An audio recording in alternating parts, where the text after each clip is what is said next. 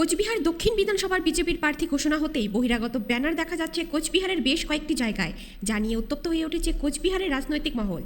প্রসঙ্গত উল্লেখ্য, কোচবিহার দক্ষিণ বিধানসভা কেন্দ্রের বিজেপির প্রার্থী হয়েছে রথীন্দ্রনাথ বোস, যিনি কোচবিহার জেলা বিজেপি সহ সভাপতি বিরাজ বোসের দাদা।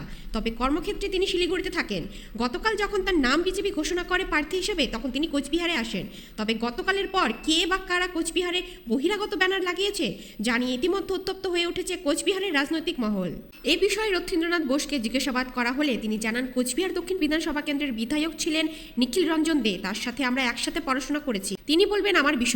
পোস্টার ফেলেছে, তারা আদৌ জানে না যে রথীন্দা এখানে রামভোলা স্কুলের একজন স্টুডেন্ট ছিলেন। দীর্ঘদিন যাবত উনি এই স্কুলে পড়াশোনা করছেন আমার সঙ্গে একসঙ্গে।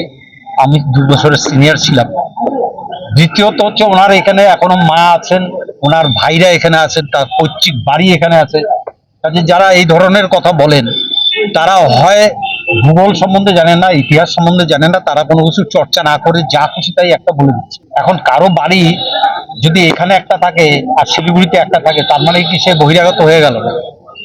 কাজে যারা এই ধরনের কথা বলেন, তারা আসলে তাদের হীনমন্যতাতে ভুগছেন, ভয় পাচ্ছেন যে ভারতীয় জনতা পার্টির এখানকার যে শক্ত মজবুত ভিত, সেই শক্ত মজবুত ভিতকে টলাবার মতো ক্ষমতা তৃণমূল কংগ্রেসের অন্তত আর নেই।